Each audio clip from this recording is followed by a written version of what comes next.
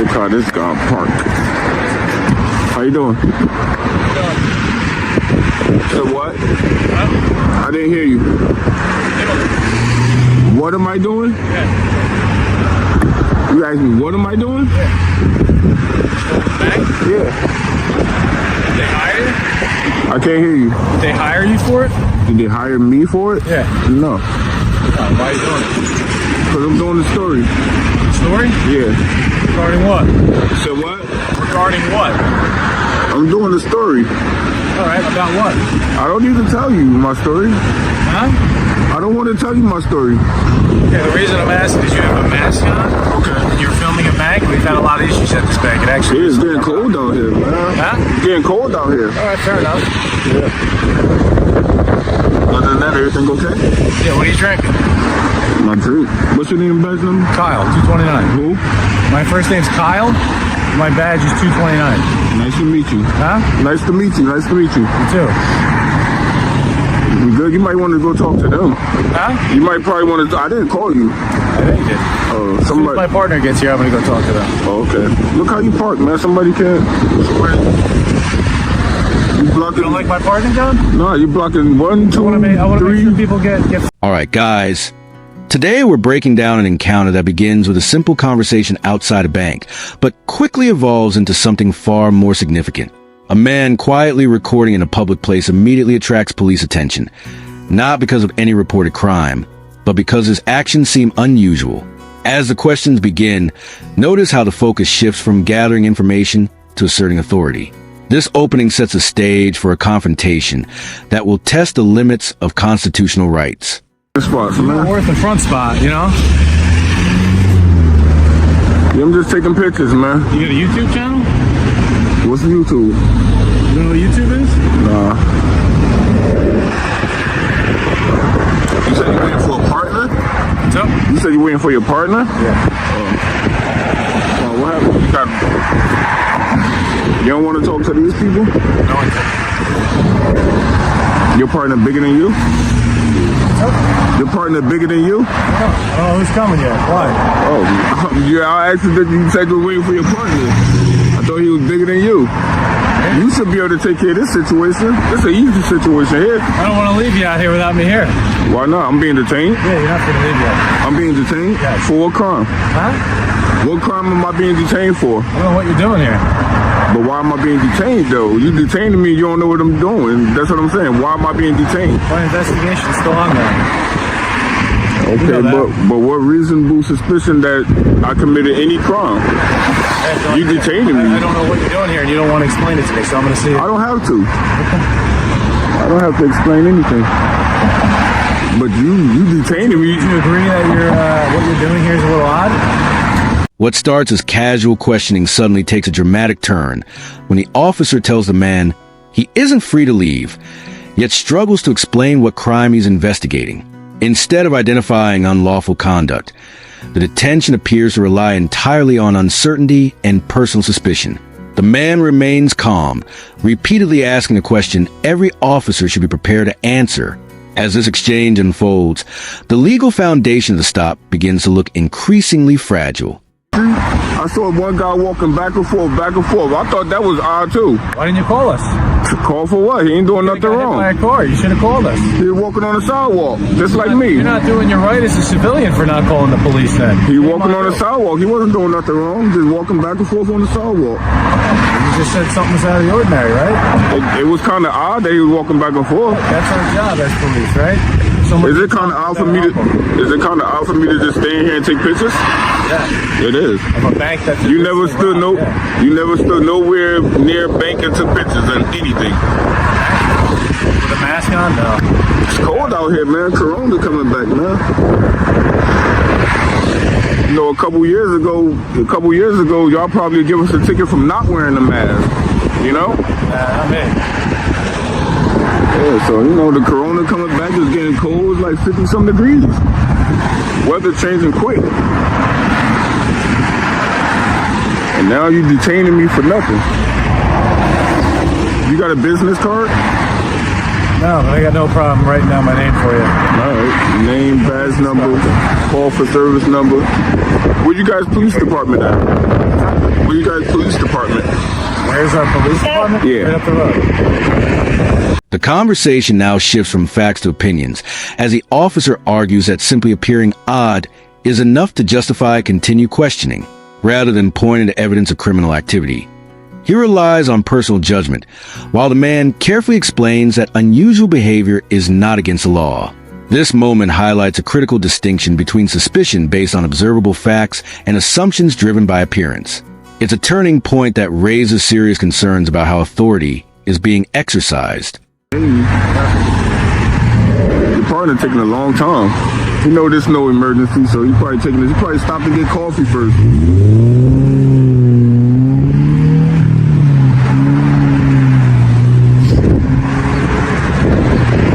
Nobody in the bank even came out and speak to me.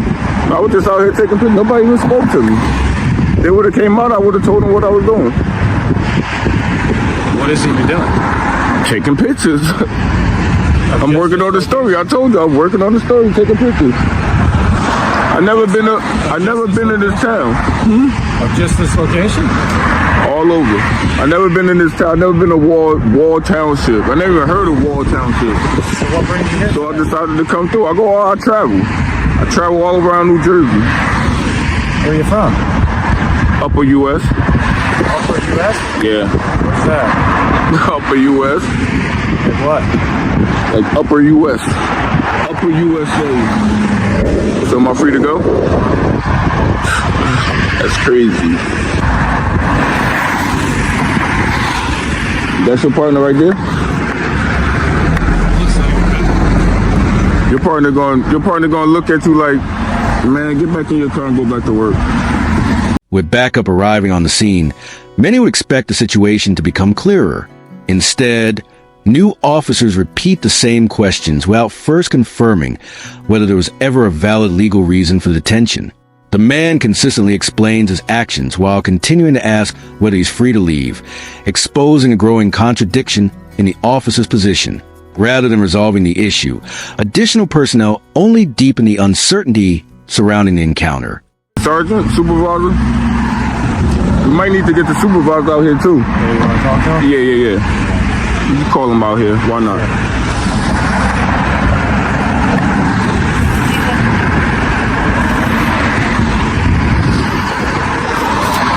You just hang with him? Am I free to go down? No. How you doing? How you doing, ma'am? Good. How you get your name and badge number? Patrolman at Clayton. My badge Clayton. number is 213. How you doing, ma'am? You can't complain. It's a beautiful day. Right? November, still beautiful outside. Yep. Your officer here detained me for no reason. Okay. What are you up to today? Anything good? Just taking pictures, recording. Just of anything? Anything. I never been to Wall Township.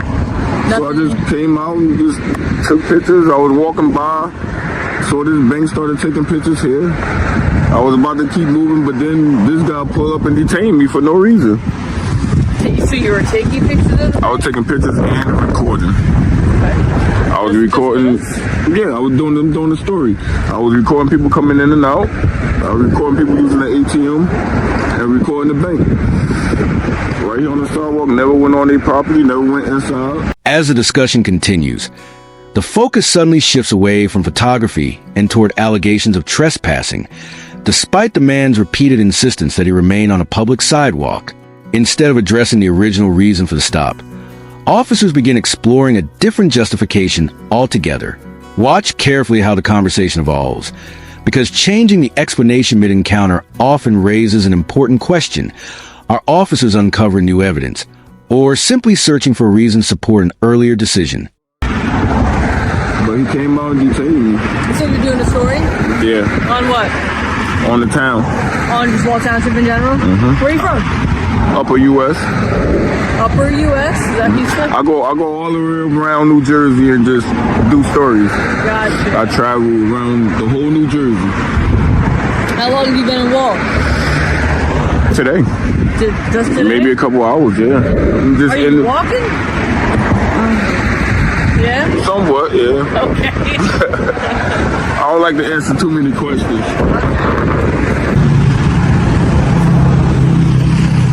So what I never told you. Oh, you didn't? What is it? I'm not giving it. All right, so the bank doesn't want you here. We got the sergeant coming down for you. Okay. All right. They're going to fill out a notice against trespass. Okay. They don't want you here on the property any longer. I don't want them on. I'm not on their property. You are. I'm not. This is their property. It's a public sidewalk. Am I supposed to walk in the street? Huh? Do I supposed to walk in the street? Are you supposed to? I'm asking you, if I'm walking down the street, do I supposed to walk inside the street? That's correct. I'm supposed to walk in the street. State of New Jersey, yes. That's what you're telling me. I'm supposed to walk in the street. Let me talk. I'll All right, yes, explain, and I'll talk. Yeah, so in the state of New Jersey, you walk against traffic, yes. In the You're street. on a bicycle, you ride with traffic. Yeah, that's correct. In the street. Yeah, so if you'd like to walk that way... The encounter now reaches one of its most intense moments as the debate shifts to whether the sidewalk is public or private property. The man points to visible utility poles and public easements to support his position, while officers insist the matter can be settled in court instead of on the scene. Rather than resolving the disagreement with clear facts, the conversation becomes increasingly confrontational, raising questions about whether authority is being used to enforce the law or simply defend an earlier decision. Right here in the shoulder. You see that public utility pole? Yeah, I see it. You see where I'm lined up at with it? Huh? You see where I'm lined up at with it? So that means past that public utility pole is their property, correct? And I don't know what you're arguing here. I'm arguing that this is public easement here. I'm not here to argue with you. You can argue whatever you like in court. Okay.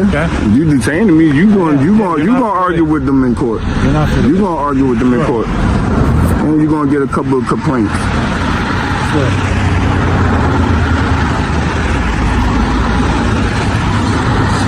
You working backwards, man. You supposed to find a crime, look for a crime, and then detain.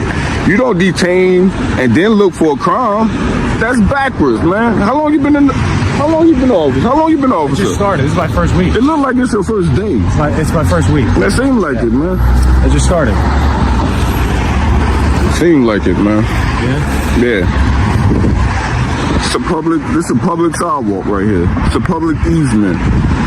It's supposed to be one on both sides of the street. You see, that's public easement. You see the public utility poles? You think the bank put these poles here? 172nd Street. You about to make your whole department look bad. How you doing, Sergeant? I'm good. How about yourself? I'm good. Name, badge number? Surprised you haven't popped up on my For You page yet. Maybe you have. I don't know. Where? The For You. As the sergeant arrives, an unexpected admission changes the entire perspective of the encounter. One officer reveals he's in his very first week on the job, helping explain the uncertainty and confusion displayed throughout the stop.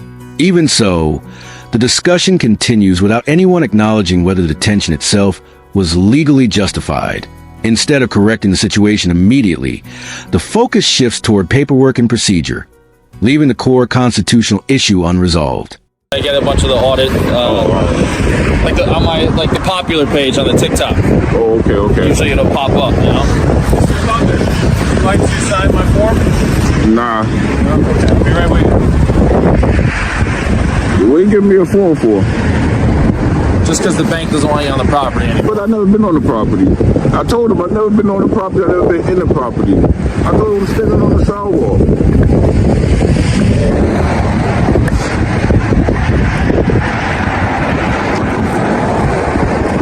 Can't believe this guy detained me, man.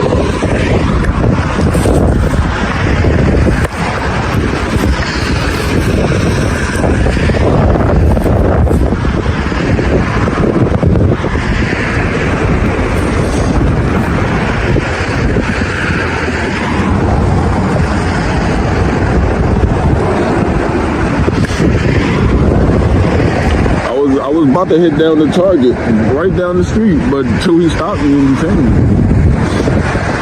I'm probably head down there once. They'll probably call, to be honest. Oh. Target.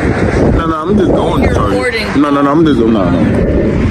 Prior to this, have you ever been to Wall Township before? No, never been out here.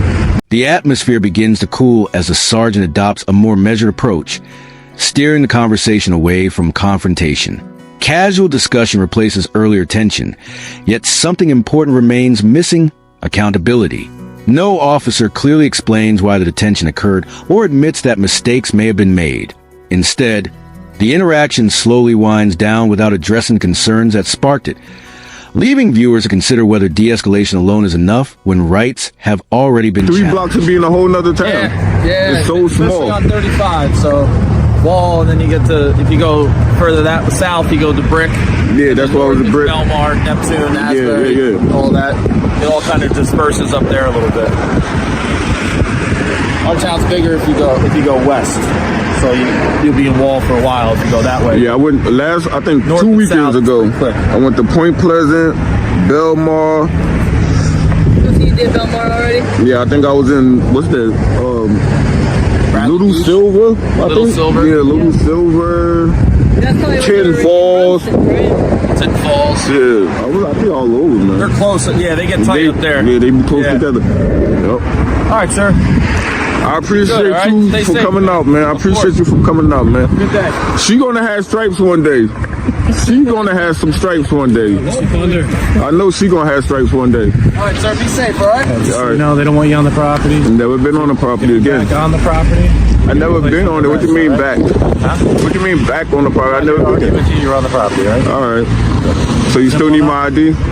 I would love it, sure. I know That'd you be would. great. Yeah. Y'all love ID, man. Y'all love But I it. want to explain something to you. If I knew that I could demand your ID and you didn't give it to me, you would have already been under arrest. You can't demand it without a. Just when an encounter appears to be ending, another important legal issue emerges. The officer requests identification, but during the conversation openly acknowledges that he cannot lawfully require it without a valid criminal investigation. That single statement reinforces the argument made from the very beginning. The man calmly explains the law without becoming confrontational, demonstrating how understanding your rights can completely change the direction of an interaction with law enforcement. Too. Just to make sure you're aware, okay? Suspicious. I know what I'm doing. Suspicious If I is had the nothing. right to demand your ID, that's 45 minutes ago. You probably would have locked me up a long time ago. You had them rights. I'm pretty sure you probably would have. Yeah, I'm pretty sure you would have. So have a better day. You will And too. please stay off the property so we don't get called back here for it. I'm gonna stay right here. Thank you, Chuck. I'm gonna stay right here. All right, sir. All right, have a good day, ma'am. I'm gonna stay right here until you get called back. As the officers leave, the encounter ends without an arrest, a citation, or any evidence of criminal wrongdoing. What remains is a powerful reminder of how quickly ordinary situations can escalate when legal boundaries become blurred.